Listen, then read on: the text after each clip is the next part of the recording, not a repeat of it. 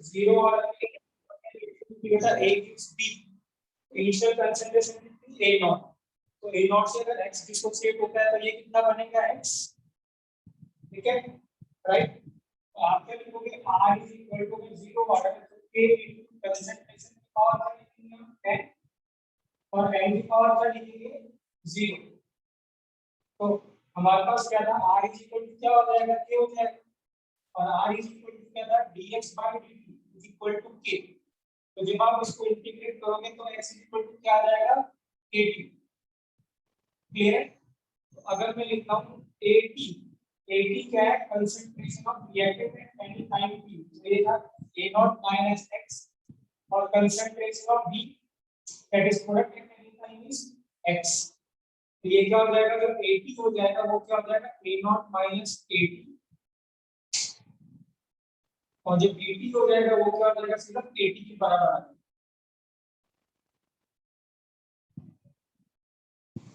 Sir एक बार y equal to kt के बाद रिपीट करना। क्या कह रहे हो बेटा दोबारा बोलो। y इक्वल्स टू kt के बाद रिपीट करना। सो x इक्वल टू क्या बेटा kt है, ठीक है राइट। तो at क्या है concentration of reactant at any time t that is a naught minus x, ठीक है और concentration of dt eight any time t is x, ठीक है ना राइट, ये x है। सो दिस मींस क्या होगा dx by dt को इक्वल टू क्या लिखेंगे x, तो x is equal to kt आ गया। तो अगर x kt आ गया तो at कितना हो जाएगा a naught minus kt, x की जगह kt रख देंगे और यहाँ dt इक्वल टू क्या रखेंगे kt, x की जगह क्या रख देंगे kt। तो ये at क्या है concentration of reactant at any time t और concentration product at any time क्या है t, क्लियर है। Yes sir. ठीक है तो अगर मैं यहाँ पे लिखता हूँ ठीक है राइट, लाइफ टाइम बेटा हम क्या डिफाइन कर रहे हैं हम लाइफ टाइम, ठीक है। तो देवांश लाइफ टाइम को लिखते हैं बेटा टी और यहाँ लिखते हैं स्मॉल एल और फिर कैपिटल टी बेटा। लाइफ टाइम का मतलब क्या है जब रिएक्शन क्या हो जाए 100% क्या हो जाए कंप्लीट हो जाए, तो 100% अगर कंप्लीट होगी सो दिस मींस क्या होगा 80 इक्वल टू क्या हो जाएगा 0, क्योंकि तब कंसंट रिएक्टेंट बचेगा ही नहीं बेटा, सारा का सारा प्रोडक्ट में कन्वर्ट हो चुका होगा। 80 इक्वल टू क्या हो जाएगा 0, तो इसको जब 80 को इक्वल टू 0 पुट करेंगे तो हमें क्या मिलेगा यहाँ पे 0 is equal to a naught minus k। आप इसको बोलेंगे लाइफ टाइम, क्या बोलेंगे लाइफ। तो t जो लाइफ टाइम का वो क्या हो जाएगा a नॉट बाय क्या हो जाएगा k हो जाएगा। So that is life time हमने कर देखा था सर आगे बेटा बोलिए। थोड़ा ये लास्ट तक समझ में नहीं आया, आपकी आवाज क्लियर नहीं आ रही। फैन बंद करना, दोबारा बोलो क्या कह रहे हो। सर आपकी ना आवाज क्लियर नहीं आ रही है तो लास्ट तक थोड़ा समझ। वो फैन चल रहा था, अभी देखो अभी आ रही है, अभी आ रही है आवाज, तुम्हारी नहीं आ रही है। सर बेटर है पहले से। ठीक है तो लाइफ टाइम क्या बेटा टाइम वो है जब 100% रिएक्शन क्या हो जाएगी कंप्लीट हो जाएगी, तो उसको क्या बोलेंगे लाइफ टाइम। तो लाइफ टाइम में रिएक्टेंट क्या हो जाएगा equal to 0, so this means 80 को हम क्या पुट कर देंगे 0। तो जब 0 पुट करेंगे तो t जो लाइफ टाइम आएगा वो क्या आ जाएगा a नॉट बाय क्या आ जाएगा k आ जाएगा, क्लियर है। Yes sir. ठीक है राइट। और अगर हम बोलते हैं हाफ लाइफ, क्या बोलते हैं हाफ लाइफ, हाफ लाइफ का लिखते हैं बेटा t1/2, क्या लिखते हैं t1/2। तो हाफ लाइफ क्या होगा when half of the reaction is completed, मतलब half of the reactant is converted into क्या प्रोडक्ट, ठीक है राइट। तो half of the reaction converted to product मतलब 80 की जो वैल्यू होगी वो कितनी हो जाएगी a नॉट बाय क्या हो जाएगी 2, क्या हो जाएगी a नॉट बाय 2। तो दिस मींस जब हम यहां पे a नॉट बाय 2 रखेंगे 80 को तो सॉल्व करेंगे तो t1/2 कितना आएगा a नॉट बाय क्या आ जाएगा 2k आ जाएगा, क्या आ जाएगा a not by 2k, clear है बेटा राइट। Yes sir. तो आप नोट कर लेना यहाँ जीरो ऑर्डर रिएक्शन, ठीक है।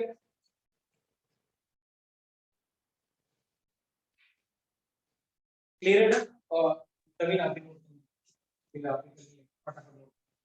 ठीक है राइट। तो हमने कल डिस्कस किया था जीरो ऑर्डर रिएक्शन, हम इसके आगे फर्दर डिस्कस करने जा रहे हैं। यहाँ तक कल हमने डिस्कस किया था देवांश, राइट, ठीक है। और एक दो चीजें और डिस्कस करी थी, ठीक है, राइट, हाफ लाइफ मेथड और वो, ठीक है, राइट, वो मैं आपको बाद में डिस्कस कर दूंगा, नोट्स भेजूंगा या अपलोड भी कर दूंगा आज, दोनों आज का और कल का दोनों अपलोड कर दूंगा, तो आप कल वाला देख लेना बेटा। बट आधा जो था कल वाला को हमने यही डिस्कस किया, ठीक है।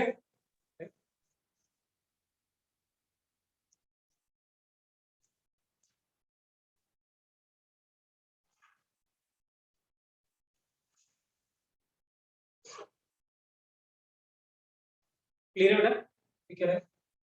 तो अब देख लिखेंगे बेटा, हाँ बाकी करके लिखेंगे। डिग्री ऑफ डिसोसिएशन बताइए, degree of dissociation that is alpha, degree of dissociation that is alpha. दिमाग लिख लिया आपने कितना, डिग्री ऑफ डिसोसिएशन अल्फा। तो डिग्री ऑफ डिसोसिएशन कैसे डिफाइन करते थे हम, कितने मोल्स डिसोसिएट हो गए upon initial number of moles. What is degree of dissociation, the moles dissociated upon initial number of moles. तो क्या है, moles dissociated upon initial moles, the moles dissociated upon initial moles। Clear है। अब moles कितने dissociate हुए उसको कौन बताएगा, how many moles are dissociated, x, क्योंकि इससे कितना निकला है, x ही निकला है, so this means x dissociate हुआ है, दैट इज x अपॉन, और इनिशियल कितना रहता है, a नॉट, ठीक है। तो this means alpha is equal to k, x की वैल्यू क्या पुट कर दे, kt अपॉन कितना बेटा, a, so that is equal to degree of dissociation।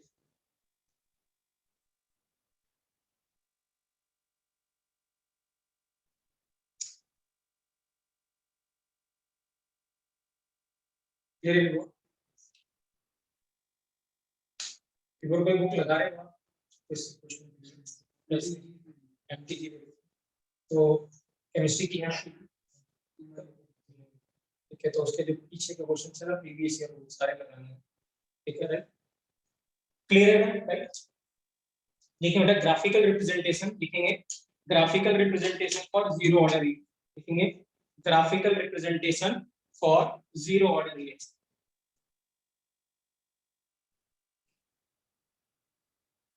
graphical representation for zero order reaction।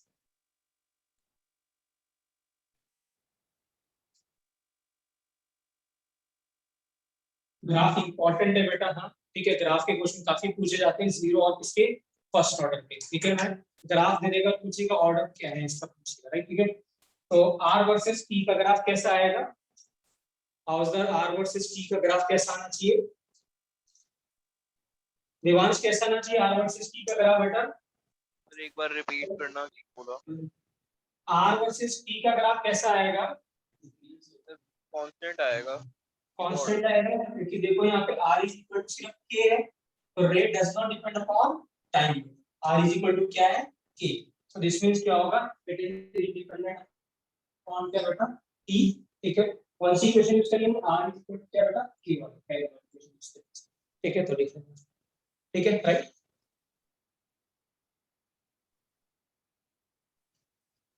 दूसरा बेटा,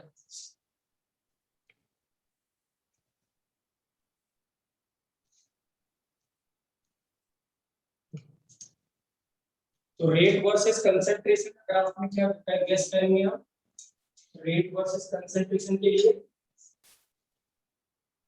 स्टेटमेंट कैसा, फिर से यही पे बेटा, क्या रेट कंसंट्रेशन पे डिपेंड कर रहा है, नहीं, आपने कंसंट्रेशन की पावर क्या पुट कर दिया था, जीरो, तो आप कंसंट्रेशन कुछ भी रखिए, rate will not change, so this means क्या होगा बेटा, रेट विल, ये क्या रहेगा, कंसंट्रेशन डिपेंड नहीं करेगा, तो ये भी इस लाइन क्या आएगी बेटा, क्या related x axis, r is equal to, यहां भी क्या यूज कर रहे हैं हम,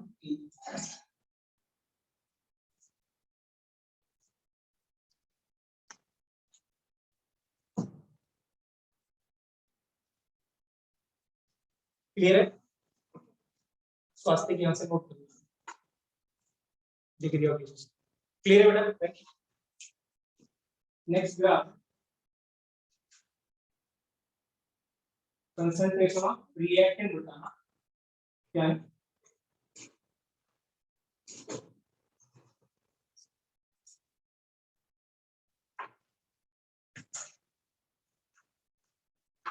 कंसंट्रेशन ऑफ रिएक्टेंट वर्सेस क्या टाइम। तो इसका ग्राफ कैसा आएगा? Concentration of reactant versus time का ग्राफ। हाँ, तो क्या आएगा? कौन सी इक्वेशन यूज करेंगे हम यहाँ पे? क्या वो थर्ड इक्वेशन, राइट? ये सेकंड इक्वेशन है। तो a naught is equal to at equal to a naught minus kt। Good morning. तो व्हाट इज at? क्या है? Concentration of reactant at any time t। तो y is equal to mx plus c आएगा। तो slope क्या है? Negative. तो straight line जाएगी नीचे की तरफ जाएगा, तो ग्राफ क्या करेगा? स्ट्रेट लाइन आएगा, बढ़ता रहेगा नेगेटिव। तो इसका और स्लोप क्या लिखेंगे उसका? Minus a naught, minus t लिखेंगे माइनस। अरे यहाँ से वो कर देगा ना, ये होगा डिग्री ऑफ डिसोसिएशन। क्लियर है? क्लियर है बेटा? और अगर हम करते लिखते हैं कंसंट्रेशन ऑफ प्रोडक्ट, क्या बेटा? टाइम। तो concentration of product versus time का क्या ग्राफ आएगा? तो इस बार क्या हो जाएगा? Vt इक्वल टू Kt है, तो y इज इक्वल टू क्या हो जाएगा? mx। तो straight line passing through origin में, और इसका स्लोप क्या हो जाएगा? k हो जाएगा। यहाँ पे इक्वेशन कौन सी यूज करेंगे? थर्ड, सॉरी सेकंड। और यहाँ पे कौन सी इक्वेशन यूज करेंगे? दैट इज इक्वल टू, यहाँ यूज किया हमने a naught Kt equal to a naught minus Kt use किया, और यहाँ यूज किया Vt equal to k into t। Clear है? तो ये फर्स्ट ग्राफ है, ये सेकंड बेटा, ये थर्ड, और ये फोर्थ। जीरो ऑर्डर चल रहा है। तो जीरो ऑर्डर में हमने क्या किया अभी तक? Degree of dissociation. Degree of dissociation होता है बेटा most dissociated upon initial modes. तो मोस्ट कितने डिसोसिएट हुए? x और अपॉन a नॉट। x हमने कल कैलकुलेट किया था, उसका कितना था? 80। तो वैल्यू पुट कर दी 80, राइट? अब फिर हम ग्राफ ही प्लॉट करें। तो पहला ग्राफ था r वर्सेस t का। तो r क्या है? इक्वल टू k है, टाइम पे डिपेंड नहीं कर रहा, तो स्ट्रेट लाइन आएगा। फिर था r वर्सेस क्या? कंसंट्रेशन का। फिर से r कंसंट्रेशन पे डिपेंड नहीं करेगा, हम कुछ भी ले, क्योंकि पावर क्या लेना था? जीरो। तो फिर से आएगा। फिर आएगा कंसंट्रेशन ऑफ रिएक्टेंट। तो रिएक्टेंट में क्या आएगा बेटा? At equal to a naught minus Kt। तो y इज इक्वल टू क्या होगा? माइनस mx प्लस क्या आ जाएगा? c। तो स्लोप क्या आ जाएगा? माइनस k आ जाएगा। तो क्या करेगा? स्ट्रेट लाइन आएगी, क्या डिक्रीज करेगा। और क्या कंसंट्रेशन ऑफ क्या? प्रोडक्ट। तो प्रोडक्ट क्या आएगा बेटा? Bt इक्वल टू क्या हो जाएगा? Kt। तो y इज इक्वल टू क्या हो जाएगा? mx। क्लियर है बेटा? क्लियर है?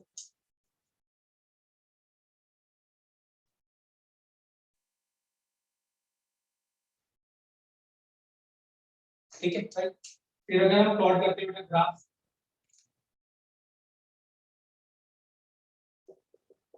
T half versus initial concentration था।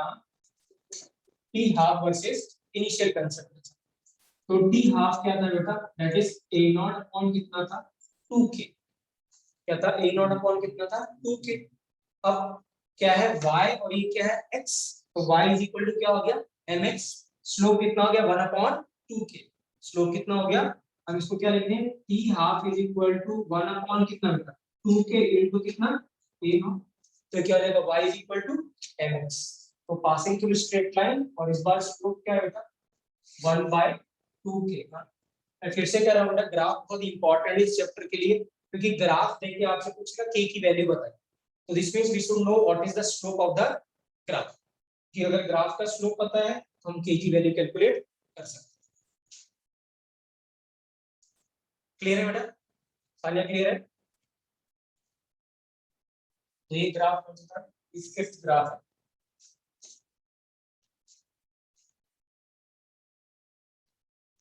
सिक्स्थ बेटा, डिग्री ऑफ डिसोसिएशन वर्सेस कितना बेटा? t। क्या है? Degree of dissociation versus t। तो हम यहाँ पे देखिए बेटा, y इज इक्वल टू फिर से mx जैसा है। m की वैल्यू क्या होगी? इस बार k बाय क्या होगी? a naught. तो y इज इक्वल टू क्या हो गया? mx। तो फिर से पासिंग थ्रू क्या आएगा?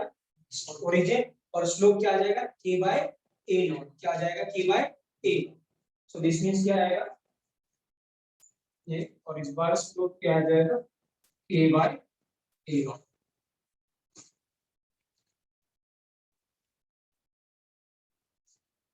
देवांश क्लियर है बेटा ग्राफ? Yes sir. तो ग्राफ बेटा इंपॉर्टेंट है, क्योंकि क्या होगा ग्राफ का क्वेश्चन आएगा और वो आपसे खुलेगा के बताइए, तो हमें पता होना चाहिए कि किसका ग्राफ में के क्या है, स्लोप में आ रहा है, कहाँ पे आ रहा है, वो हमें पता होना चाहिए बेटा।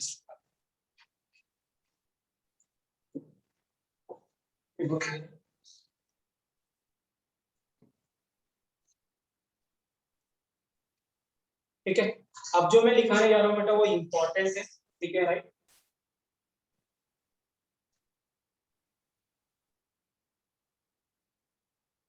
तो लास्ट वाला ग्राफ किसके लिए था? लास्ट वाला था बेटा degree of dissociation versus T का दिमाग। तो degree of dissociation alpha is equal to कितना बेटा k बाय a नॉट इनटू t। तो दिस मींस क्या हो जाएगा, a का जगह y is equal to mx हो जाएगा, तो स्लोप क्या हो जाएगा k बाय a नॉट। तो अल्फा वर्सेस t का स्लोप कितना हो जाएगा k by a naught passing through origin.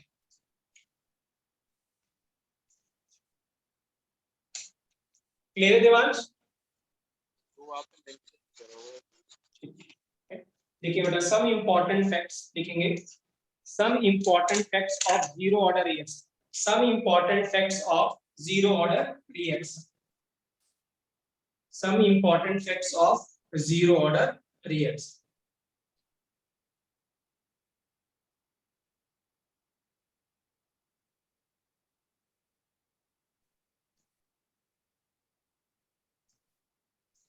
Clear है? तो फर्स्ट पॉइंट लिखेंगे, ये इंपॉर्टेंट है बेटा हाँ, क्योंकि अगर हमें ये चीजें पता है तो हमें विदाउट जीरो ऑर्डर, तो ये जो हमने एक्सप्रेशन लिखा है इसके बगैर भी हम प्रेडिक्ट कर सकते हैं क्या प्रोडक्ट बनेगा, कितना रिएक्टेंट बचा है, ठीक है, और गैस भी कर सकते हैं कि ऑर्डर कौन सा हो। तो देखिए फर्स्ट पॉइंट लिखेंगे concentration of reactant, concentration of reactant, concentration of reactant left after concentration of reactant left after equal time interval, concentration of reactant left after equal time interval, concentration of reactant left after equal time interval are in AP beta, arithmetic progression are in AP। ठीक है, for example क्या बेटा, अगर हमारे पास time t equal to 0, let suppose concentration कितनी है a not, कितना है a not, let suppose any t time पे, ठीक है ना, t1 टाइम कितना है t है, तो कंसंट्रेशन कितनी है a नॉट माइनस kt, ये भी लिखा था at इज इक्वल टू क्या था a नॉट माइनस kt, ठीक है राइट। फिर अगर मैं t2 टाइम पे देखता हूं, t2 मैंने लिखा है 2t, हमने टाइम इंटरवल क्या लेना है इक्वल है, अगर मैंने पहला 2 मिनट लिखा है तो अगला भी कितना लूंगा मैं 2 मिनट लूंगा, उसके अगला भी क्या लूंगा 2 मिनट। तो concentration of reactant after regular interval of time, तो इंटरवल कितना ले रहे हैं हम यहाँ पे t, कितना ले रहे हैं t, तो ये कितना हो जाएगा a नॉट माइनस कितना हो जाएगा 2kt। क्लियर है?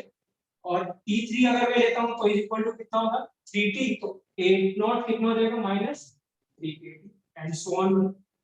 सो दिस मींस इसका जो कॉमन डिफरेंस आएगा वो कितना आएगा kt, इसका कॉमन डिफरेंस कितना आएगा kt, और इसका कॉमन डिफरेंस कितना आएगा kt। तो ऐसी सीरीज जिसका कॉमन डिफरेंस क्या होता है सेम होता है, उसको क्या कहते हैं एक, क्या कहते हैं एक। तो लिख लेंगे इसको।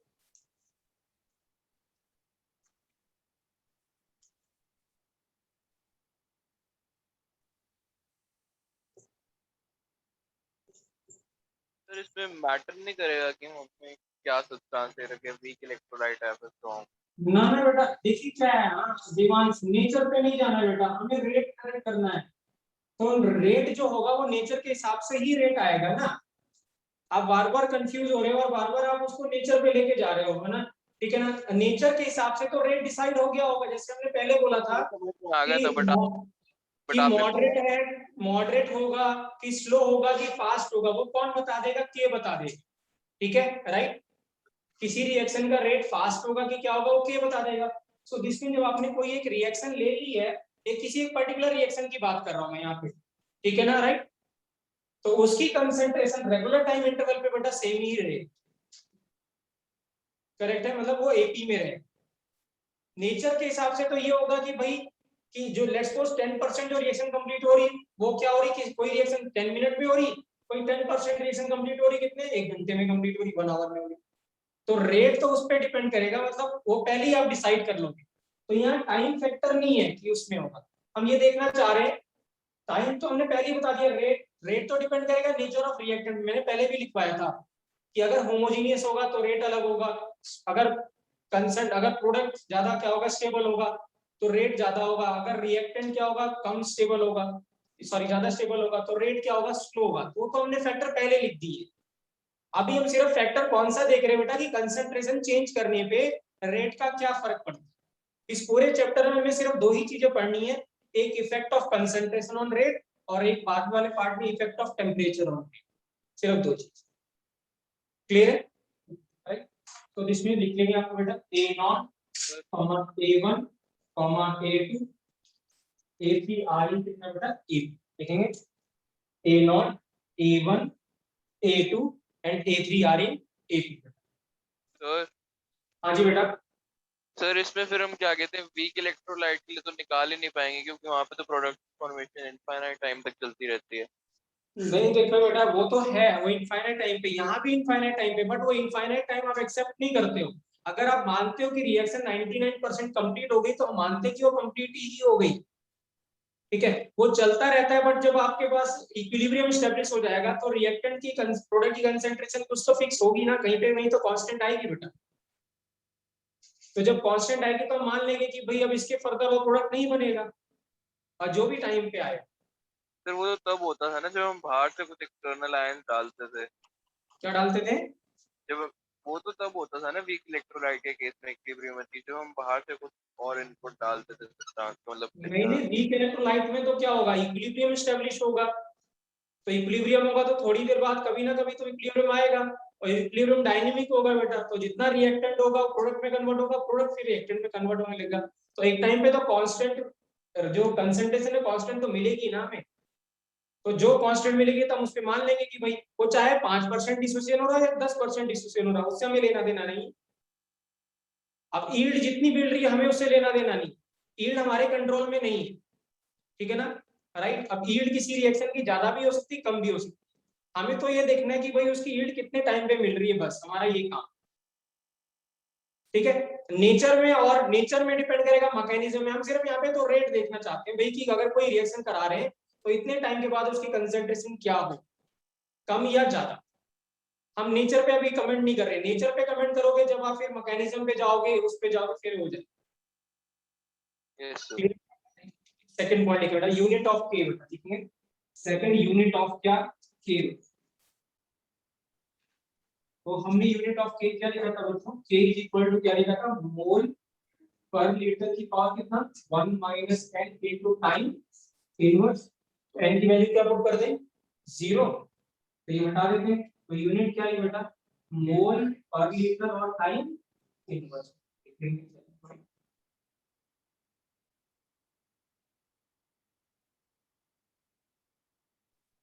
क्लियर है बेटा, ठीक है। थर्ड पॉइंट है जो इंपॉर्टेंट है बेटा, ठीक है ना, राइट। हाफ लाइफ अगर हम देखते हैं बेटा, हाफ लाइफ का फॉर्मूला क्या था, ए नॉट बाय 2k, क्या था a not by 2k। So this means जो हाफ लाइफ होगी वो डायरेक्टली प्रोपोर्शनल टू क्या होगा, इनिशियल कंसंट्रेशन। जितना ज्यादा आप इनिशियल कंसंट्रेशन लोगे उसकी हाफ लाइफ उतनी क्या होगी, ज्यादा होगी। तो लिखेंगे half life, third point half life, zero order की बात करें बेटा हम सारा, हाँ we are just writing under क्या zero order, ठीक है। half life for zero order reaction is, yeah, half life for zero order reaction is directly proportional to initial concentration, is directly proportional to initial concentration।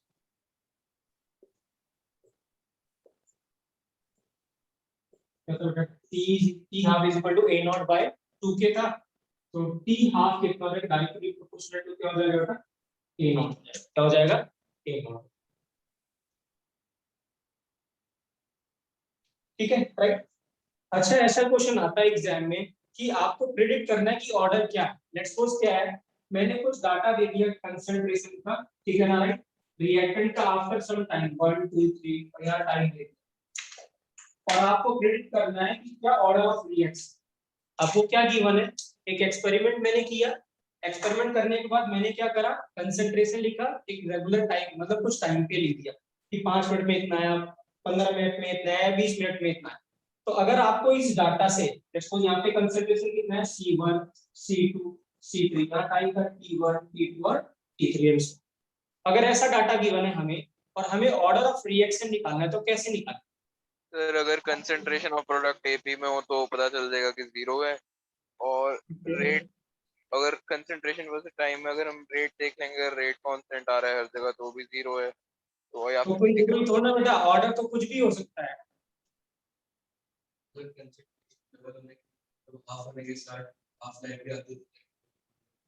वैसे general, चलिए आपको अगर ये बात नहीं पता थी, लेट्स सपोज जो मैंने आपको बताया एपी में ये बात हमें नहीं पता थी और हमें तो फाइंड करना है ऑर्डर, तो क्या तरीका है कि हम ऑर्डर फाइंड करते हैं? रेशो हम क्या करते, हम एज्यूम करते, हम क्या एज्यूम करते, पहले एज्यूम करते क्या है ऑर्डर, देखिए क्या है बेटा, ये इंपॉर्टेंट है, ध्यान से सुनिएगा, ठीक है ना। लेट्स सपोज मैंने लिखा क्या 80 फॉर जीरो ऑर्डर क्या था, a नॉट माइनस कितना था 80, ये था, ठीक है।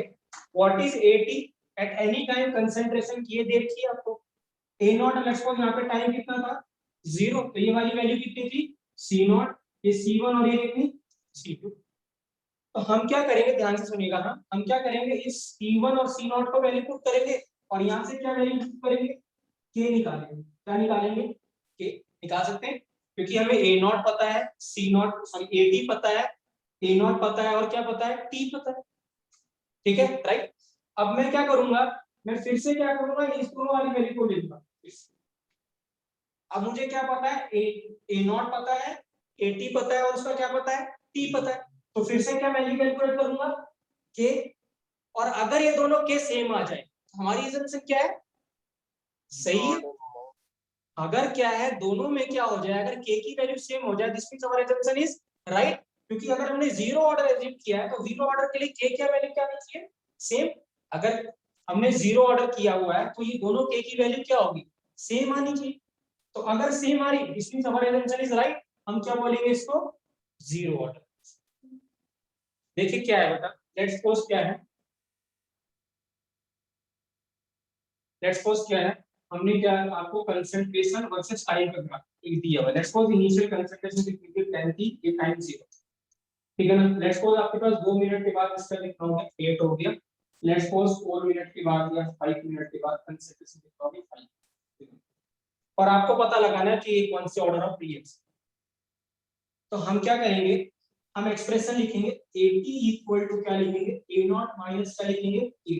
हम एज्यूम करेंगे पहले कि जीरो ऑर्डर, चेक करते कि जीरो ऑर्डर है कि नहीं, ठीक है। तो चेक करने का क्या तरीका है, आप एक्सप्रेशन लिखिए 80 equal to a naught minus 80, हमने अभी कैलकुलेट डिराइव किया था। अब 80 कितना है, मैं कितना मानूं 80 कितना 8, इसको क्या लिखें 10 माइनस k इनटू कितना बेटा 2, तो कितना आएगा इसका नहीं, कितना आ गया 1, k की वैल्यू कितनी आ गई 1। अब फिर से करते हैं, हमारे पास 3 डाटा है, तो कम से कम आपको 3 डाटा की जरूरत है ये बताने के लिए क्या कि उसका ऑर्डर ऑफ रिएक्शन क्या है, इंपॉर्टेंट है, फिर से बोल रहा हूं।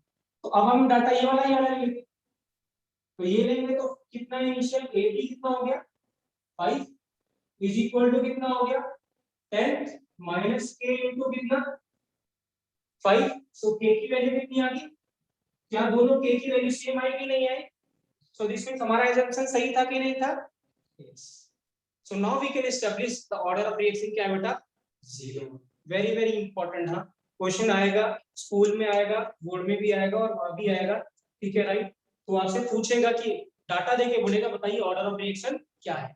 लेट्स सपोज किसी बच्चे को एपीजीपी नहीं पता, हमें तो पता चल गई, लेट्स सपोज कोई बच्चा सीबीएसई वाला पढ़ रहा होगा तो मे बी टीचर ने नहीं बताया, तो उसको कैसे करेगा, उसको क्या करेगा वो ऐसे जनरल इक्वेशन, ठीक है। अगर एमसीक्यू होता तो आप तो देख के बता सकते थे, ठीक है, बट यहाँ पे क्या होगा, आप ऐसे, आप यहाँ पे देखिए ना ऐसे एक ही जीपी नहीं दिख रही है क्योंकि हमने रेगुलर टाइम इंटरवल नहीं लिया है, बट स्टिल क्या है, वो जीरो ऑर्डर आया। सो ये सही तरीका क्या है, हमेशा क्या करना, आप एज्यूम करना। अब लेट्स सपोज ए की वैल्यू डिफरेंट आती, हम किस पे जाते हैं, फर्स्ट ऑर्डर पे जाते हैं। और फर्स्ट ऑर्डर में अगर k की वैल्यू सेम नहीं आती तो किस में जाते हैं, सेकंड में जाते हैं। और ऐसे हिट एंड ट्रायल करते हैं।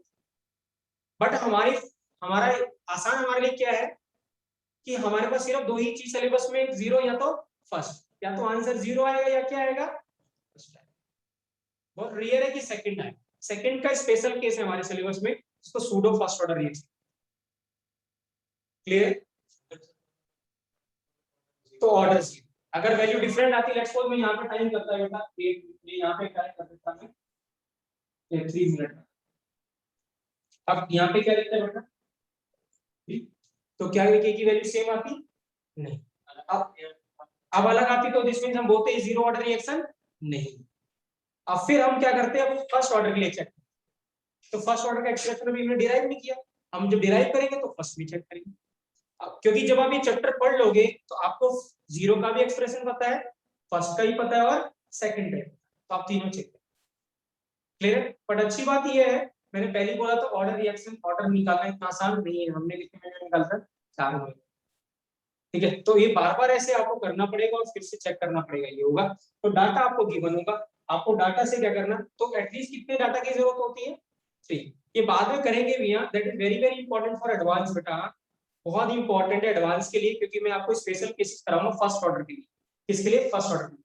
और वो बोर्ड में भी आ चुका है क्वेश्चन, ठीक है राइट। फर्स्ट ऑर्डर का एक स्पेशल केस है जिसको आप बोलते हैं एस्टेरिफिकेशन। क्या कहते हैं, पढ़ा आपने, एस्टेरिफिकेशन, जिसमें एसिड प्लस अल्कोहल मिलाते तो एस्टर बनता है, तो फ्रूटी सी स्मेल आती है उसकी, ठीक है ना। तो what is the order of that reaction, उसको हम डिस्कस करेंगे। क्लियर है बेटा, ठीक है, क्लियर है, ठीक है। तो वो जो एस्टेरिफिकेशन होता है वो रिवर्सिबल रिएक्शन होती है। क्या होती है, रिवर्सिबल। अगर आप एसिड और अल्कोहल लेंगे तो एस्टर प्लस वाटर बनेगा, और अगर एस्टर को आप वाटर में डाल दें तो फिर से क्या मिलेगा, एसिड और क्या मिलता है, अल्कोहल मिलता है। तो ये रिवर्सिबल। तो इंपॉर्टेंट है, एक छोटी सी लाइन की बने एनसीईआरटी में, उसी से वो क्वेश्चन पूछ लेता है, ठीक है। तो हम ये जो है, ठीक है ना, इसको बोलते हैं, क्या कहते हैं कि कैसे हम ऑर्डर फाइंड करते हैं bye given the deep data. Data अगर गिवन है तो हम कैसे फाइंड। क्लियर है बेटा, राइट, ठीक है। तो ये था क्या बेटा, थर्ड पॉइंट था, ठीक है राइट। फोर्थ पॉइंट लिखेंगे बेटा, लिखेंगे फोर्थ पॉइंट, लिखेंगे इक्वल परसेंटेज ऑफ रिएक्शन। ये इंपॉर्टेंट पॉइंट था फोर्थ पॉइंट। थर्ड था ये, वो नहीं लिखना था, वो बाद में लिखा, जब मैं उसके केसेस कराऊंगा तब लिखा, जीरो ऑर्डर में या फर्स्ट ऑर्डर में, तो मैं बाद में, हाँ वो करेंगे, ठीक है। उसमें था ये क्वेश्चन, ठीक है, कोई नहीं, भी लिखते हैं। देखेंगे बेटा क्या था, इक्वल क्या था, equal percentage of reaction completes in equal time interval. Equal percentage of reaction completes in equal time interval. Okay. Let's suppose for example बेटा, ठीक है ना राइट। हम क्या कह रहा है ये एक्सप्रेशन, ये लाइन क्या कह रही है, equal percentage of reaction completes in equal time interval. तो क्या है देखिए, लेट्स सपोज बेटा इनिशियल कंसंट्रेशन कितनी मान ले, 100 फॉर एग्जांपल, कितना मान ले, 100, एज्यूम कर लेते हैं 100, ठीक है। तो क्या लिखे, 80 इक्वल टू क्या लिखा बेटा, a0 माइनस कितना 80। तो लेट्स सपोज क्या हुआ, हमने टाइम कितना लिया बेटा, 10 मिनट लिया, तो 10 मिनट में लेट्स सपोज 10% का डिसोसिएशन, या 10% क्या हो गया, कंज्यूम, 10% क्या हो गया, कंज्यूम। तो दिस मींस 80 कितना बचा होगा, 90। अगर 10% रिएक्शन कंप्लीट होगी तो कितना बचा होगा, 90। और ये कितना लेना था हमें, 100 माइनस के, और ये कितना था बेटा, 10। What is the value of के, क्लियर। हमने क्या बोला कि 10% रिएक्शन कंप्लीट होगी किसमें बेटा, 10 मिनट। तो इनिशियल कितना था, ऑफ 10 मिनट कंप्लीट हो गया तो कितना हो गया, 90, और ये कितना था, 100 माइनस के इनटू टी। टी कितना था, 10 मिनट, कितना था, 10। अब अगली बार देखिए आप, ठीक है ना राइट। अगर मैं जीरो ऑर्डर, ये अगर ये रिएक्शन जीरो ऑर्डर होती तो अगली वाली वैल्यू भी कितनी आनी चाहिए थी, 1। तो अगर मुझे 1 लेके आना है तो मैं अगर 80 को 90 लिखता हूं और इसको क्या लिखता हूं, 80 लिखता हूं, तो k इनटू क्या लिखूंगा, 10। तो k फिर से कितना हो जाएगा, और ये 80 और ये क्या 90, तो k फिर से कितना हो गया 1। इसका मतलब क्या हुआ, अगर आपने इनिशियल कितना लिया था बेटा 100% लिया था, तो 10 मिनट में कितनी कंप्लीट हुई, 10% कंप्लीट हुआ 10 मिनट में। 10% कंप्लीट हुआ कितना बेटा 10 मिनट में, और अगले 10 मिनट में कितना कंप्लीट हुआ, फिर से 10% को 90 से कितना आ गया ये 80 आ गया। और अगर मैं अगला करता तो अगली वैल्यू क्या लिखनी पड़ती यहाँ पे मुझे 70, और ये क्या लिखते हैं हम 80 is equal to k into कितना 10। तो k की वैल्यू फिर से कितनी आ गई, सो इक्वल परसेंटेज पहले कितना था 100 से कितना है बेटा 90, फिर 90 से कितना है 80, फिर 80 से कितना है 70। so this means equal percentage of reaction completes in equal time interval, very very important। इसका मतलब क्या है, अगर मैं आपसे ऐसे कहता हूं कि 100% अगर कोई चीज था, लेट्स सपोज क्या था, ऐसे पूछता हूं कि 10% रिएक्शन कंप्लीट होने में बेटा 10 मिनट लगता, और जीरो ऑर्डर रिएक्शन 10% कंप्लीट होने में 10 मिनट लगा, तो what is the life time of the reaction 5 minute 100 minute है ना। अगर 10% 100 10 मिनट मिल रहा है, तो अगला 10% कितना 10 में, अगला 10% 10 मिनट में, अगला 10% 10 मिनट, तो टोटल कितना हो गया 100 मिनट। तो इसका मतलब क्या है, अगर वो आप थोड़ा सा भी इंफॉर्मेशन दे देगा तो हम उसकी लाइफ टाइम निकाल सकते हैं, लाइफ टाइम निकाल सकते हैं, या तो क्या निकाल सकते हैं उसकी हाफ लाइफ भी निकाल सकते हैं। क्लियर है बेटा, तो प्लीज नोट करेंगे।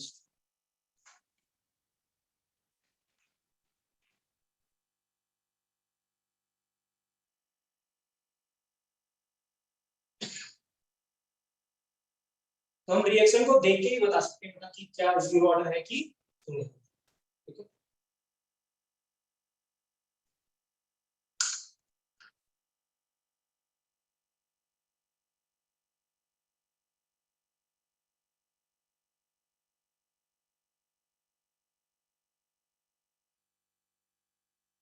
बात समझ में क्या किया बेटा हमने यहाँ पे, क्लियर है।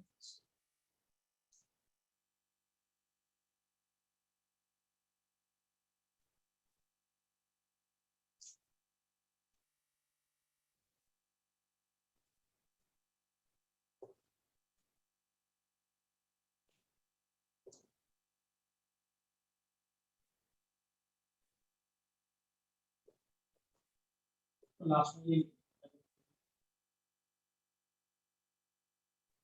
ये पहला 100% 10 मिनट, फिर बेटा 10% 10 मिनट, फिर से 10%, फिर से 10 मिनट में कितना बेटा 10%।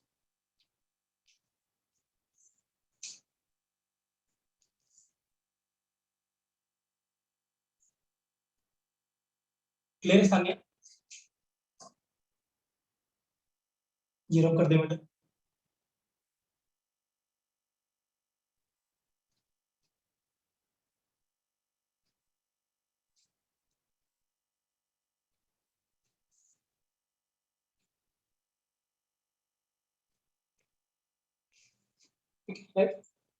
एक क्वेश्चन आ चुका है बेटा, इस क्वेश्चन के फॉर्म में लेंगे तो क्वेश्चन लिखेंगे इसमें what is the relation between, या फिफ्थ पॉइंट करके लिखना चाहते हो या रिलेशन, फिफ्थ पॉइंट लिखना है रिलेशन बिटवीन बेटा, relation between t3/4 and t1/2 for zero order, t3/4 और t1/2 एंड t1/2 के बीच का रिलेशन। ठीक है, अब प्लीज रीड करना इंपॉर्टेंट है बेटा। हाँ ठीक है, इसका क्या मतलब है, इसका हाफ का मतलब हमें पता था कि रिएक्शन कितनी 50% कंप्लीट हो चुकी। अब 3/4 को अगर परसेंटेज में कन्वर्ट करें तो 75% है, तो यहाँ क्या बोलेंगे 75% रिएक्शन क्या हो चुकी है कंप्लीट। तो व्हाट इज 80, यहाँ के लिए 80 कितना है, अगर 75 3/4 is equal to t 75%, so this means 75% of reaction is completed, so how much is remaining 25। so if initial concentration is a naught, then what is 80, a naught by 4। अगर 3/4 चला गया तो बचा कितना रह गया a naught by 4, है ना। टोटल कितना था a naught, 75% अगर चला गया तो बचा कितना रह गया a naught by 4। This means 80 कितना आ गया a naught by 4। सो हम कैलकुलेट कर सकते हैं t 3/4 ठीक है, तो क्या आएगा t 3/4, a0/4 is equal to क्या था, a0 minus k into t 3/4 k का, at equal to a0 minus k into t, तो at कितना आ गया a0/4, ये a0 minus k into t कितना 3/4। क्लियर बेटा, तो क्या आएगा 3/4 बताएंगे, तो कितना हो जाएगा, ये इसको 3/4 a0, हाँ, तो बाई क्या आ जाएगा k, क्या आ जाएगा 3/4 a0 बाय k, है ना। क्लियर है बेटा, कोई डाउट, ठीक है। और t हाफ हमें पहले से पता है बेटा, सीधेगा t हाफ कितना था a0 बाय 2k। क्लियर, सो दोनों को अगर डिवाइड कर दे बेटा, तो t 3/4 अपॉन t 1/2 कितना था 3a0/4, 3a0/4k, और ये कितना था a0/2k, तो दिस मींस k क्या हो गया कैंसिल, a0 कैंसिल हो गया, और ये कितना हो गया, so very important student, direct answer याद रखना है, दैट इज 1.5 t हाफ। हाँ जी बेटा बोलिए। सर इससे अच्छा सीधा सीधा टाइम का रेशो ही ले लेते, क्योंकि के का तो पता ही था चेंज होना नहीं है। बिल्कुल बिल्कुल, आप वैसे भी कर सकते थे, डायरेक्ट भी कर सकते थे, कोई वो नहीं है इसमें, ठीक है राइट। तो बस आपको याद रखना है बेटा, वहां पे करना नहीं, याद रखना है कि जो 3/4 होता है वो 1.5 टाइम्स क्या होता है t हाफ, ठीक है। क्वेश्चन सीधे पूछेगा, आपको हाफ लाइफ दे दे 10 मिनट, कितना दे दे 10 मिनट, बोलेगा t 75% बताइए, 3/4 बताइए, तो कितना होगा 10 मिनट का इनटू कितना 1.5, डन। क्लियर, क्लियर है,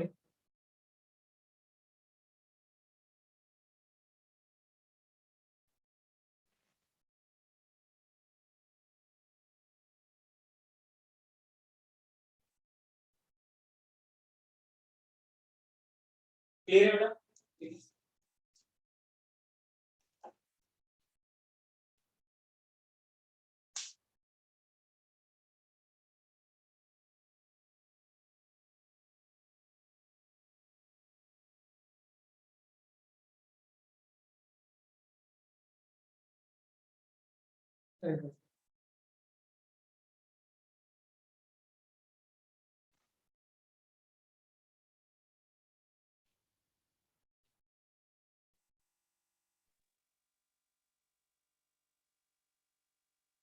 क्लियर है। लेकिन सब इंपॉर्टेंट एग्जांपल्स याद रखना बेटा, एग्जांपल्स ना, क्योंकि मैं पहले बोल रहा हूं कि हम रिएक्शन को देख के कभी नहीं बता पाएंगे उसका ऑर्डर क्या है, अनलेस एंड अनटिल आपने क्या परफॉर्म किया है एक्सपेरिमेंट। बट कुछ क्वेश्चन डायरेक्ट आएंगे आपसे, वो पूछेगा ऑर्डर बताएं, तो दिस मींस अगर आपको याद नहीं है तो हम ऑर्डर्स का प्रेडिक्ट नहीं करते, तो लिखेंगे some important examples for zero order reaction, some important examples for zero order reaction,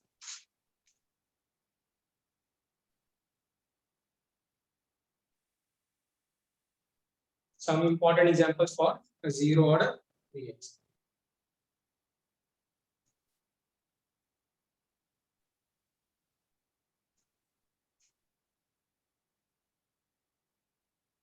clear बेटा, फर्स्ट लिखेंगे बेटा, फर्स्ट लिखेंगे फोटोकेमिकल रिएक्शंस बेटा, very very important, photochemical reactions, कौन सी रिएक्शन जो लाइट के प्रेजेंस में होती है, photochemical reactions are zero order reaction, photochemical reactions are zero order reactions, जैसे H2 plus Cl2 gives 2HCl होता है, ये रिएक्शन लाइट के प्रेजेंस में, यहां बीच में लिखते हैं H nu, तो लिखेंगे H2 plus Cl2 H nu gives 2HCl, सो इसको रिएक्शन को क्या कहेंगे फोटोकेमिकल रिएक्शंस, क्या कहेंगे फोटोकेमिकल रिएक्शंस।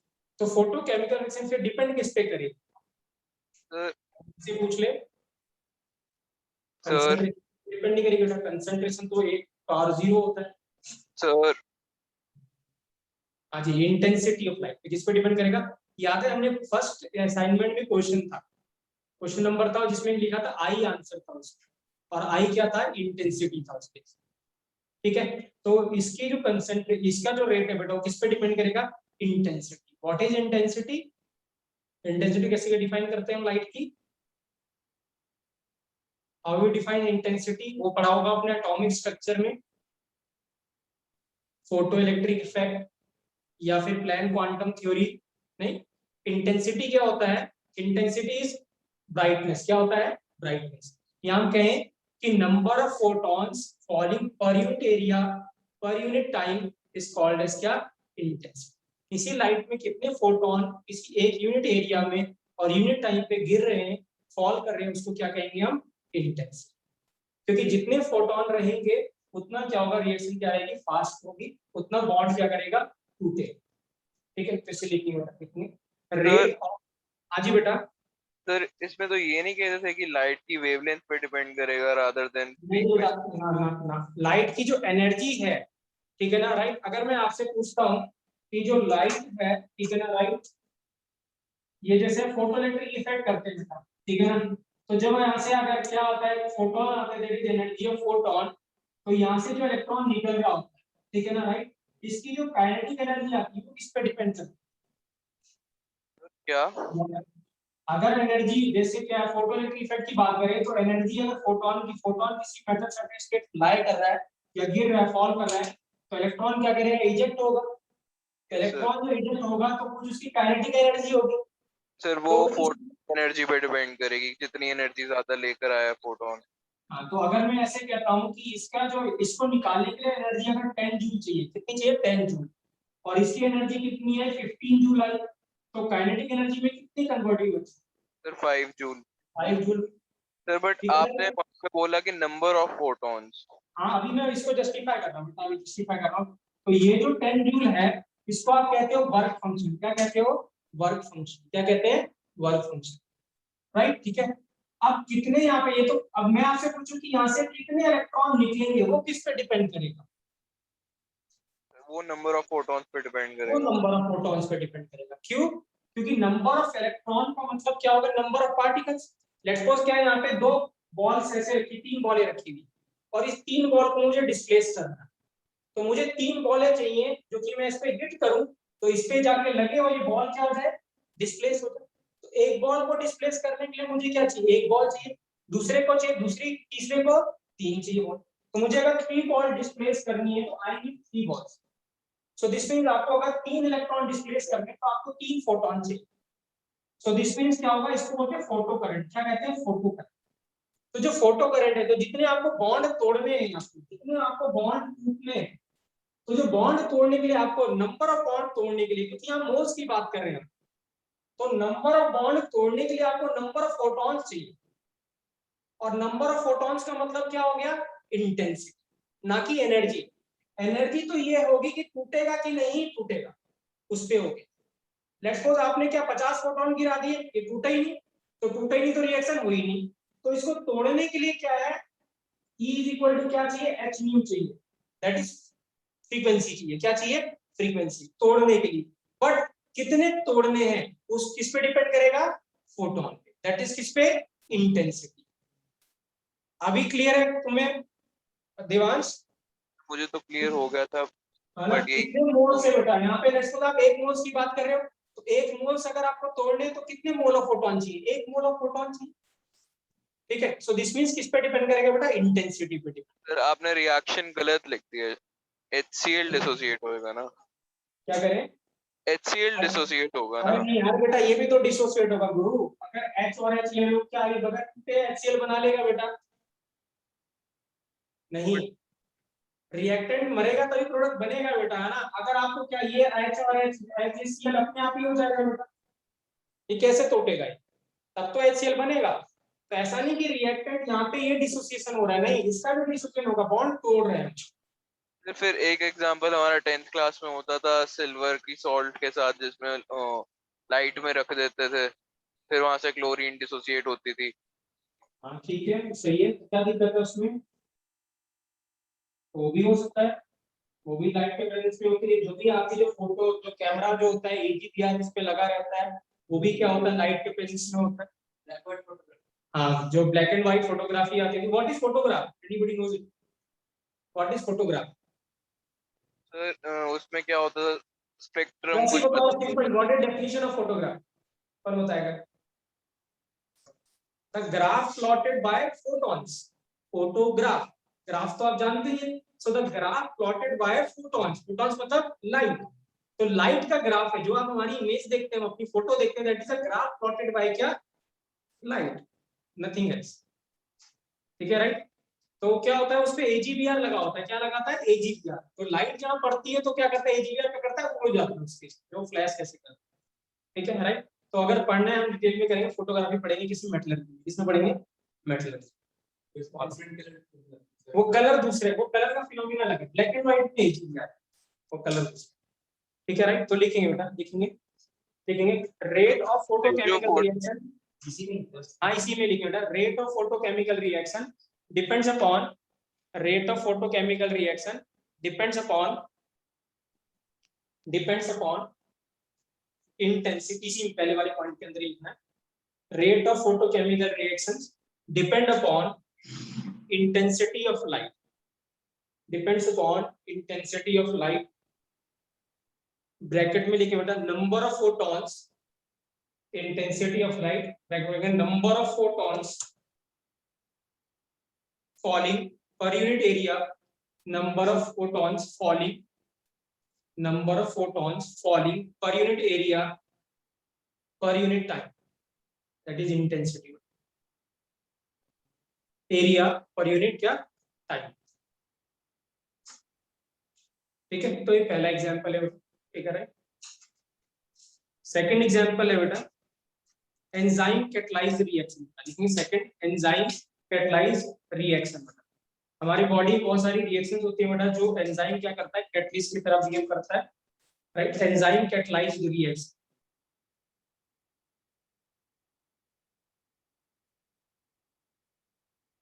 ठीक है, are also zero order reaction, are also zero order reaction. ठीक है, ऑर्गेनिक में क्या बेटा? रिएक्टेंट को क्या कहते हैं? सबस्ट्रेट। क्या कहते हैं? सबस्ट्रेट। और यहाँ पे क्या लिखते हैं हम? अगर एंजाइम क्या होता है? कैटलिस्ट होता है। क्या होता है? कैटलिस्ट। और यहाँ क्या मिलेगा बेटा? प्रोटीन। तो जो आर होता है इसका, वो के इसके प्रोपोर्शनल होता है, एंजाइम के प्रोपोर्शनल। जितने एंजाइम होगा उतना रेट क्या होगा उसका? ज्यादा। तो यहाँ पे जो सबस्ट्रेट आएगा, सबस्ट्रेट की पावर क्या रहता है? तो सबस्ट्रेट की कंसंट्रेशन पे डिपेंड। तो दिस मींस ये क्या है बेटा? ये किसके कंसंट्रेट पे डिपेंड करेगा? एंजाइम।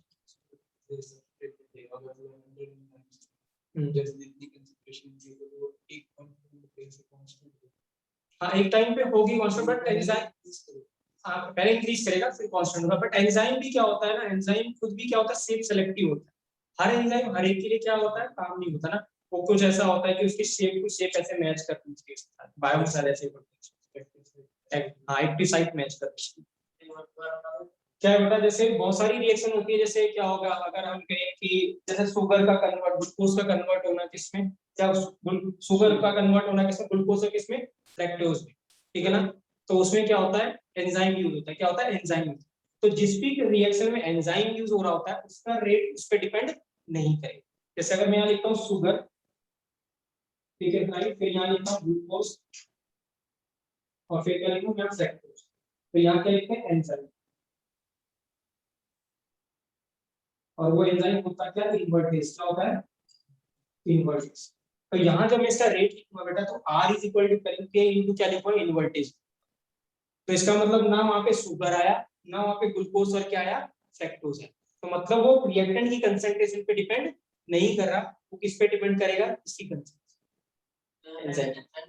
एंजाइम है। ठीक है राइट। तो दैट इज सेकंड एग्जांपल। ठीक है, थर्ड एग्जांपल ये लिख लेंगे बेटा, लिखेंगे। याद नहीं होगा तो बेटा होगा नहीं, मैं पहले ही बोल रहा हूं, क्योंकि याद रहेगा तभी हम बता पाएंगे जीरो ऑर्डर है कि नहीं। ठीक है राइट। एंजाइम सबस्ट्रेट बेटा, SUBSTRATE, सबस्ट्रेट। सबस्ट्रेट मतलब बेटा रिएक्टेंट। क्या? रिएक्टेंट। ऑर्गेनिक में सबस्ट्रेट और रिएक्टेंट को क्या कहते हैं? सबस्ट्रेट कहते हैं। सबस्ट्रेट से नहीं देखेंगे, ऑर्डर ऑफ रिएक्शन हाँ सबस्ट्रेट के साथ देखेंगे।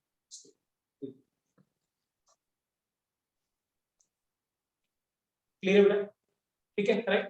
देखिए क्या है ऑर्डर ऑफ रिएक्शन, अगर मैं ऐसे कहूं कि किसी की कंसंट्रेशन, आपको पता है कैटलिस्ट की कंसंट्रेशन क्या होती है, इंक्रीज करती डिक्रीज करती, क्या है सेम है। तो इसका मतलब क्या होगा, इसके जगह में राघव क्या कर दूं, एक कांस्टेंट अलग लिख दूं, और ये क्या है, सबस्ट्रेट की पावर क्या होगा 0, तो ऑर्डर क्या है 0, है ना, राइट। सो दिस मींस क्या है बेटा, अगर कोई एक रिएक्टेंट की कंसंट्रेशन बहुत एक्सेस में आपने ले ली है, तो what is the order of reaction 0, क्योंकि अगर आपने बहुत ज्यादा ले लिया है तो उसका भी रेट टाइम क्या, वो डिक्रीज ही नहीं कर रहा है, ना के बराबर कर रहा है, क्योंकि आपने बहुत ज्यादा लिया है, तो इसका ना कंसंट्रेशन ऑलमोस्ट क्या होगी, कांस्टेंट। तो अगर आप क्या करते हैं, किसी रिएक्टेंट की कंसंट्रेशन बहुत ज्यादा लेते हैं, सो दिस मींस उसका ऑर्डर क्या हो जाएगा 0। इसलिए लिखें बेटा थर्ड पॉइंट, लिखेंगे। सर हाँ जी बेटा बोलिए। मैं बार बार इसमें इक्विलिब्रियम घुसा रहा हूँ, लेकिन जैसे अपना वीक इलेक्ट्रोलाइट का डिसोसिएशन होता था, ठीक तो है, उसका परसेंटेज डिसोसिएशन अगर 5 से कम मान लें, तो वो भी तो ठीक फिर है। 0 ऑर्डर रिएक्शन ही होएगा। हाँ आप ऐसे कह सकते हो, हाँ आप ऐसे कह सकते हो उस केस में कि वो क्या होगा, डिसोसिएट ही नहीं कर रहा है, या उसकी कंसंट्रेशन जितनी आपने पहले ली थी वो ऑलमोस्ट क्या रहेगी, सेम रहेगी। उससे भी बेटर क्या है, आप उसमें कॉमन आयन ले लो, तो फिर आप उसके रिस्पेक्ट में बोलोगे कि उसकी कंसंट्रेशन ऑलमोस्ट क्या है, कांस्टेंट।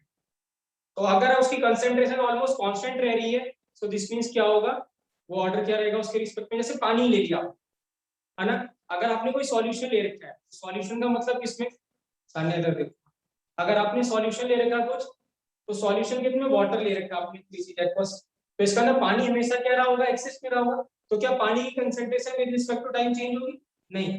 तो वाटर के रिस्पेक्ट में what is the order of reaction 0, 0। इसीलिए जब सॉल्वेंट लेते हैं हम कभी भी, तो सॉल्वेंट को हम कांस्टेंट मानते हैं और उसके रिस्पेक्ट में ऑर्डर क्या लिखते हैं हम 0 लिखते हैं, ठीक है राइट। तो इसको लिखेंगे। ये इस पे भी डिपेंड कर गया कि हम किसके रिस्पेक्ट में ऑर्डर देख रहे हैं। हाँ बिल्कुल, वो डिपेंड करेगा, बिल्कुल। वो अब बाद में जाके हम जब सेकंड ऑर्डर बोल रहा हूँ ना मैं, जो स्पेशल के सेकंड ऑर्डर में सिलेबस में, तो वहां पे ये ज्यादा क्लियरिटी आएगी बेटा, वहां पे हम इसी स्टेटमेंट को जस्टिफाई करेंगे। अभी बोला मैंने, तो लिखेंगे कंसेंट, लिखेंगे when concentration of reactant, when concentration of reactant is taken in excess,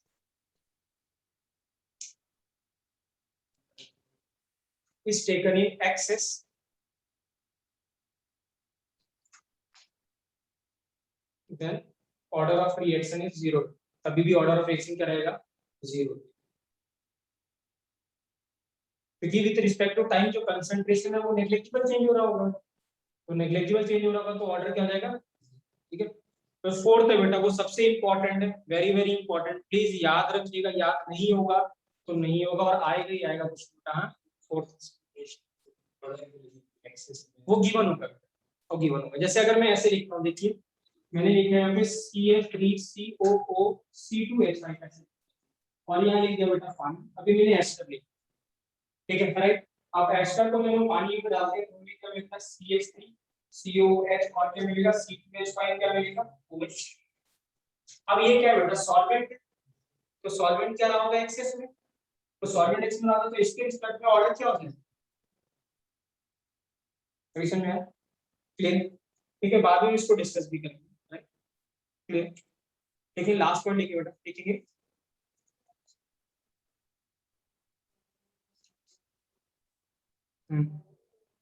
नहीं, ऑर्डर अलग अलग बिल्कुल हो सकता है, अगर आपने क्या, हमने तो देखा था ना, इसके रिस्पेक्ट में ऑर्डर कुछ और होगा, उसके रिस्पेक्ट में ऑर्डर अपने क्वेश्चन भी किया, वो तो ओवरऑल ऑर्डर है, ठीक है ना राइट क्लियर। लिखिए बेटा ना, लास्ट पॉइंट लिखिए, डिकम्पोजिशन वेरी वेरी इंपॉर्टेंट बेटा, याद वहां पे स्टार मार्क करके बेटा, याद बहुत इंपॉर्टेंट है।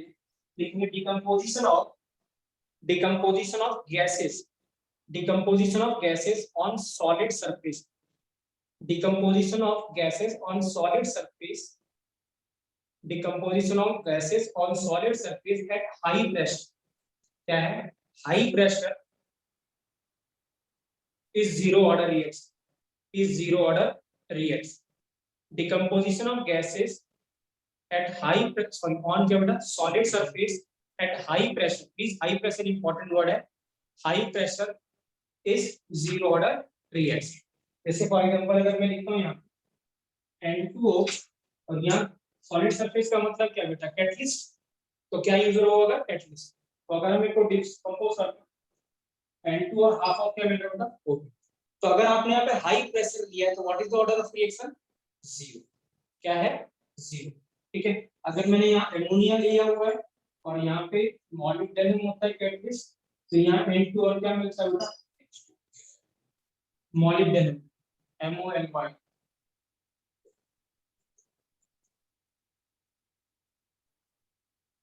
dy मॉलिब्डेनम, dy मॉलिब्डेनम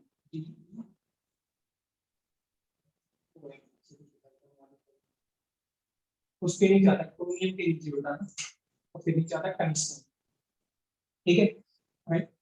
फिर है और एक और अगर एग्जांपल देखिए HI बेटा, HI का डिकम्पोजिशन करते हैं तो यहाँ पे हम गोल्ड लेते हैं और यहाँ मिलता है बेटा H2 और क्या मिलेगा? I2। तो अगर इन सभी रिएक्शन में प्रेशर हमने क्या लिया है? हाई लिया हुआ है, तो सारी की सारी गैसेस है, तो what is the order of reaction? Zero. Clear है? तो ऐसा क्यों कह रहे हैं, कौन बताएगा? ऐसा हम क्यों कह रहे हैं कि decomposition of gases on high pressure is zero order reaction? सोच के आइएगा कि ऐसा क्यों है कि why decomposition of gases on solid surface is zero order reaction.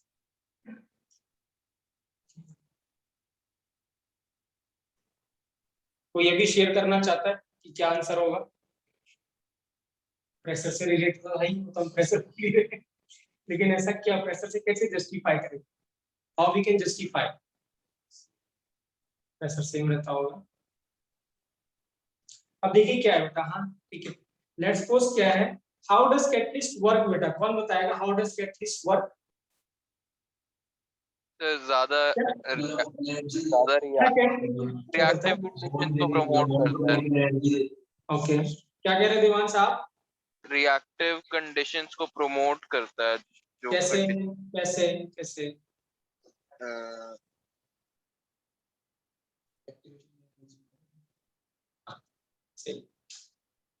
ठीक है, राइट।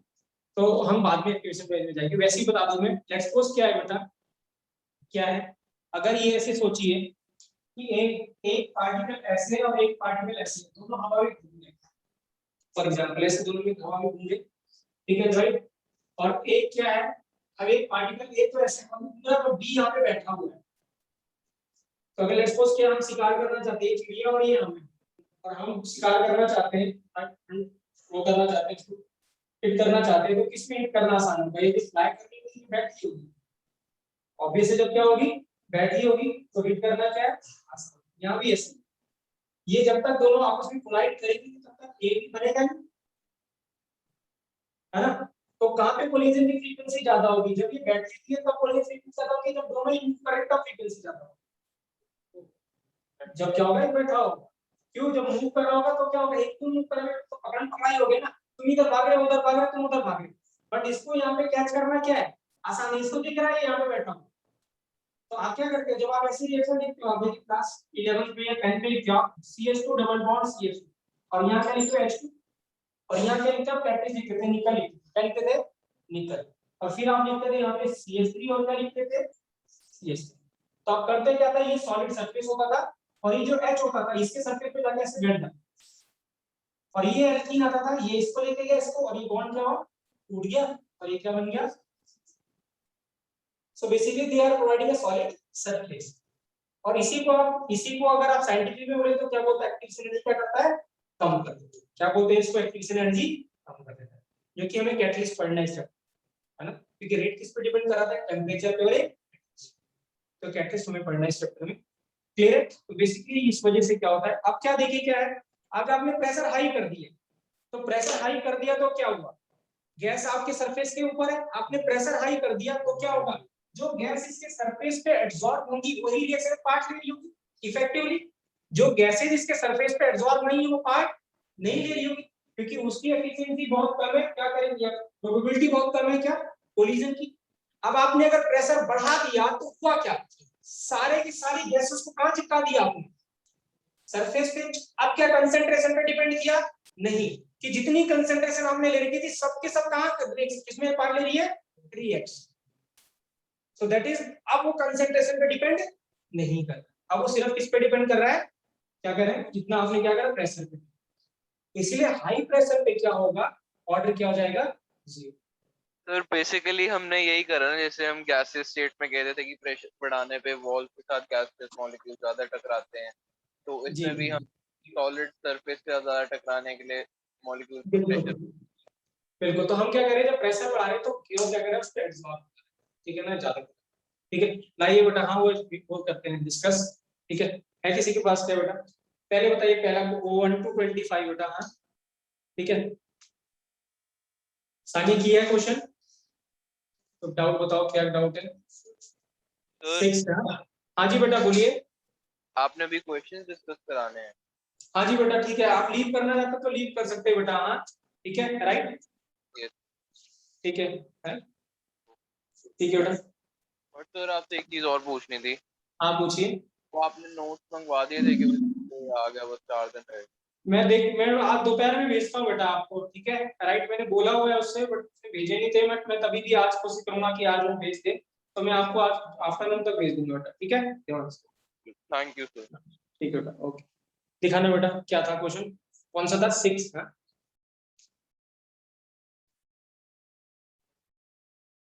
6 में क्या? अच्छा ये बताइए, ये वाला हो गया क्या? सेकंड हुआ कि नहीं हुआ, ये बताइए। सेकंड अच्छा क्वेश्चन है, सेकंड हुआ कि नहीं हुआ?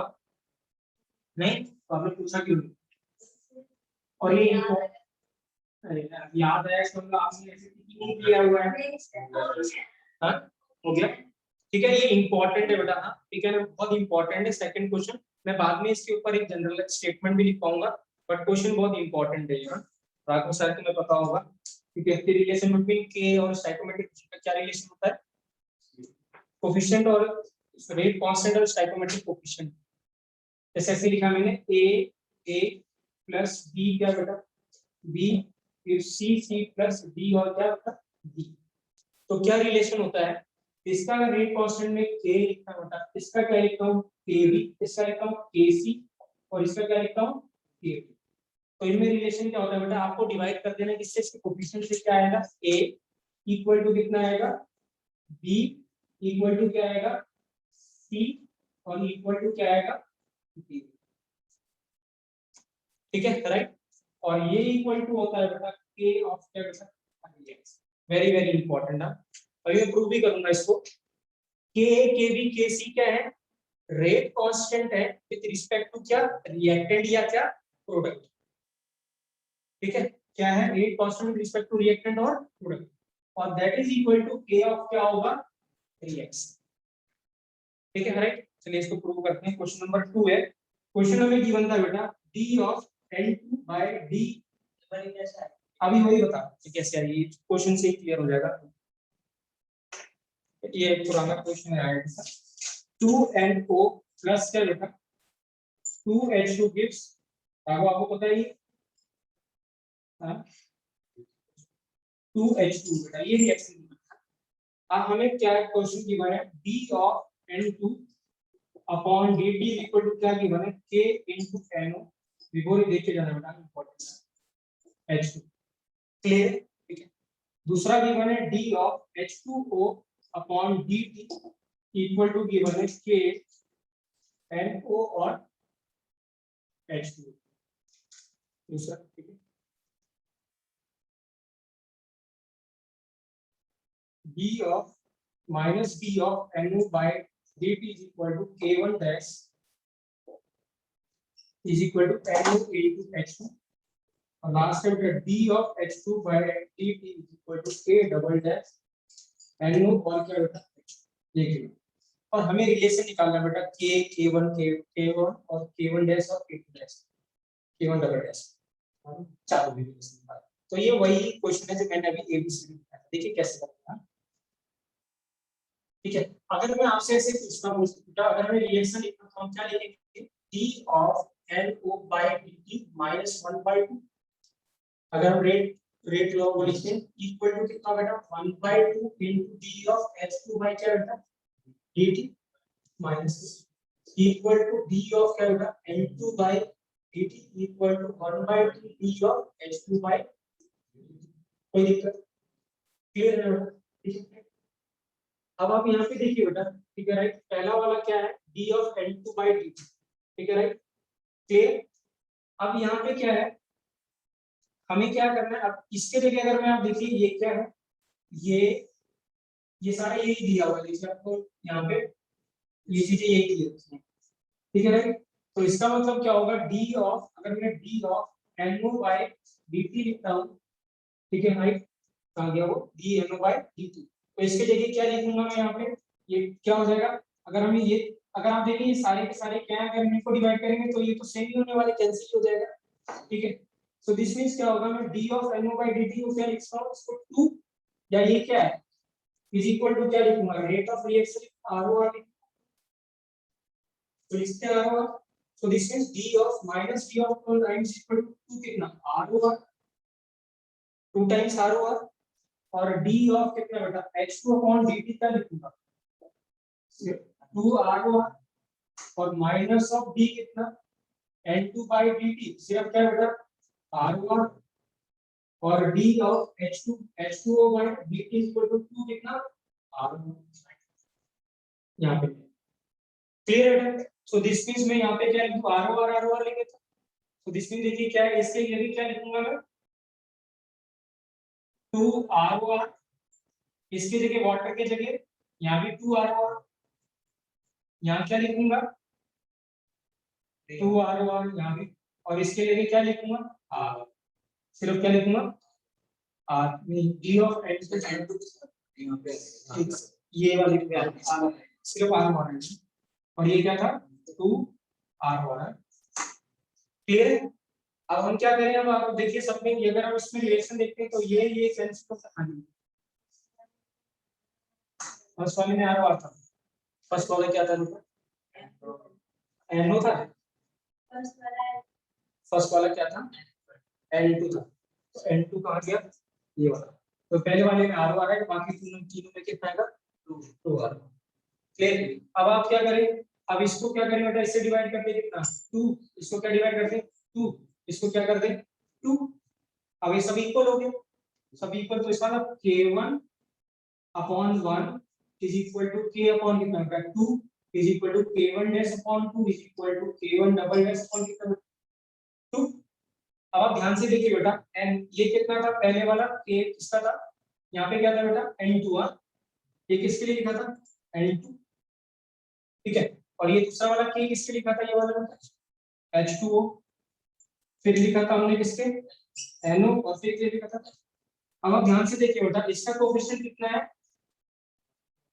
1, इसका कोएफिशिएंट कितना है बेटा H2O का 2, इसका कितना बेटा 2 1, वही मैंने अभी लिखा था कि अगर कभी भी कोई भी रिएक्शन आपको गिवन है, इंपॉर्टेंट है बेटा, जैसे मैं ऐसे लिख रहा हूं 3a + 2b gives 4c, इसका रेट कांस्टेंट, इसके रिस्पेक्ट में रेट कांस्टेंट कितना k1 या ka, इसका कितना बेटा kb, इसका कितना kc, what is the relation, क्या लिखेंगे ka by 3 equal to kb by 2 equal to kc by 4 equal to बोलेंगे k, सिर्फ k किसका रिएक्शन, what is ka kb kc, rate constant with respect to reactant और product, and what is k of reaction, ठीक है reaction, ठीक है। So this means क्या लिखेंगे बेटा हम k of b noted down लिखेंगे k of reactant is equal to stoichiometric coefficient k of क्या बेटा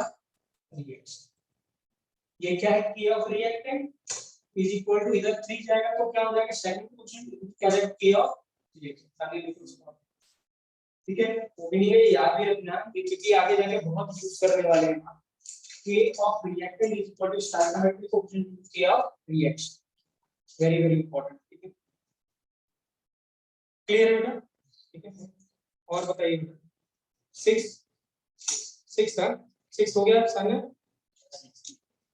6 बताना है सर, अपने से एक पार्ट सिंपल 6 में देखिए ना बेटा, पहला हाँ h प्लस पर डबल होगा तो कंसेप्ट 4 टाइम्स हो जाएगा, तो बस यही सही आंसर है, और बाकी क्या बोल रहा है कि pH चेंज करने से, pH चेंज का मतलब क्या h प्लस चेंज करना, तो pH चेंज करना का मतलब h प्लस चेंज करना, तो अगर h प्लस चेंज करोगे तो कंसेप्ट तो रेट चेंज होगा ही होगा, क्योंकि h का h आ रहा है उसमें एक्सप्रेशन,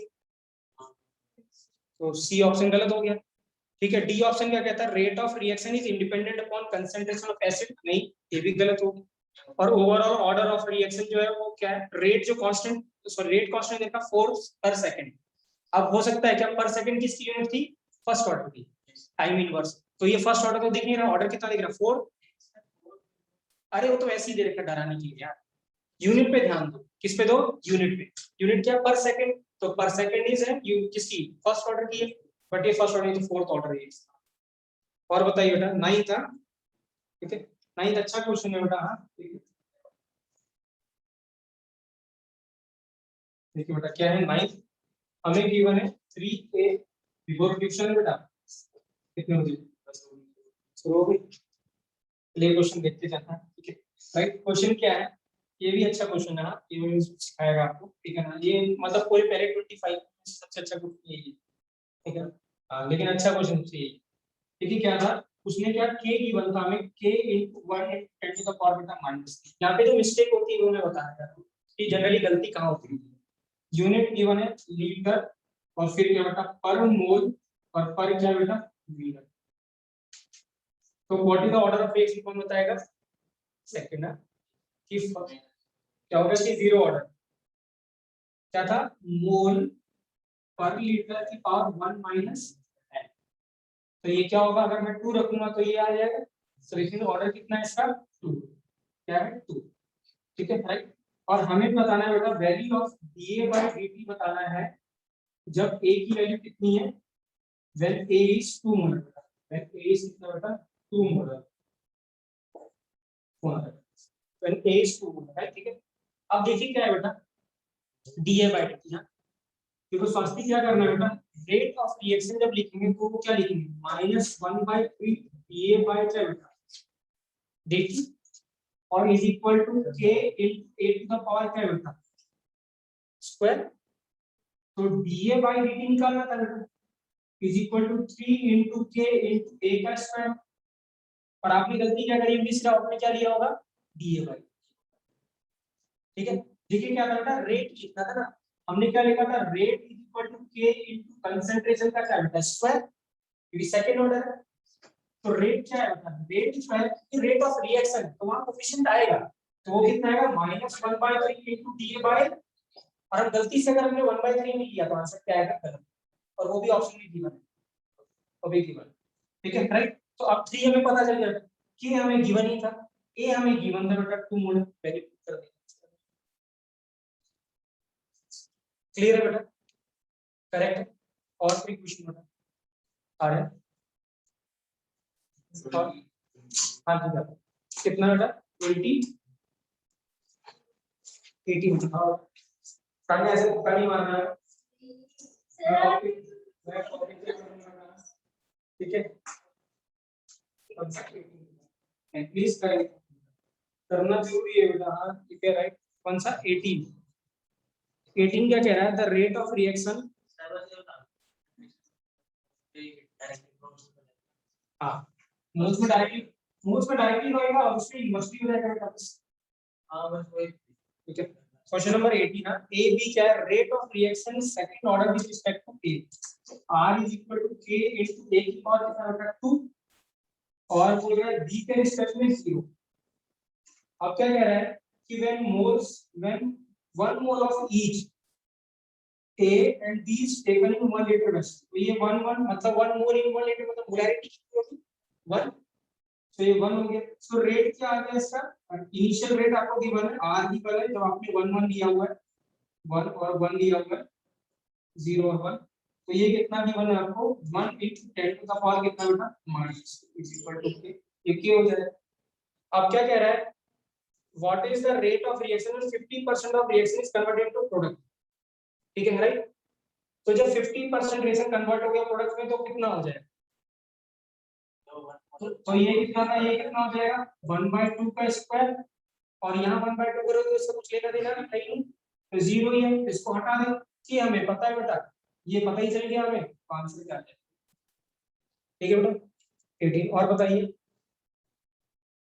और शास्त्री 17 है, 17 मीटर क्या है देखिए ना, 70 आपको ऐसे करना है। देखिए क्या है, उसमें 4 रिएक्शन देखते हैं, मुझे किसका रेट प्लॉट करना, ओ सॉरी ग्राफ प्लॉट करना पॉसिबल नहीं है।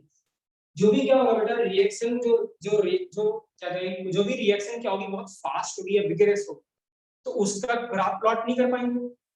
अगर क्या है, किसी का रिएक्शन जो है वो बहुत ही फास्ट है, हम जो पूरा चैप्टर जो पढ़ रहे हैं बेटा, वो सिर्फ किसके लिए पढ़ रहे हैं, मॉडरेट रिएक्शन के लिए पढ़ रहे हैं। किसके लिए पढ़ रहे हैं, मॉडरेट के। जिसका रेट बहुत स्लो है, उसका रेट पढ़ने के कोई फायदा नहीं। जैसे सालों में हो रही रिएक्शन, उसका रेट पढ़ के क्या करें। और या वो रिएक्शन जो क्या बहुत ही फ्रैक्शन ऑफ सेकंड में क्या हो रही है, कंप्लीट हो रही है, उसका भी रेट पढ़ के फायदा नहीं। तो ये जो रिएक्शन है, वाटर और हाइड्रोजन बहुत तेजी से रिएक्ट करेंगे आपस में, एक्सप्लोसिव रिएक्शन होगा, क्योंकि दोनों ही फ्यूल है। ठीक है, सो दिस मींस क्या होगा, बहुत रेट बहुत फास्ट होगा, इसलिए इसका ग्राफ प्लॉट करना क्या होगा बेटा, इजी नहीं होगा इस वास्ते। क्लियर, हाइड्रोजन और ऑक्सीजन, बाकी तीनों मॉलिक्यूलर रिएक्शन। क्लियर, और कोई बेटा, हो गई। ठीक है, तो नेक्स्ट कल हम जो फर्दर 25 बेटा वो डिस्कस करेंगे। ज्यादातर जो आगे 25 को इनिशियल रेट पे, जिसपे है इनिशियल रेट, वो जो मैंने बताया था, एक को कॉस्ट पॉइंट के 2 को चेंज करेंगे। ठीक है, वो इंपॉर्टेंट है, लगातार 4-5 साल से क्वेश्चन आ रहा है बेटा उससे, और इजी है। हाँ मेरी कॉल, हाँ मैं सेंड, ठीक है, तो एक बार देख लेना, है ना, ठीक है। अपनी जो लगा रही हो आप लगाते ही रहना, बट इस जैसे ही हो रहे हैं तो आप उसको भी साथ, ठीक है। हाँ जी बेटा, हाँ वो दोनों डाल, ठीक है। थैंक यू बेटा।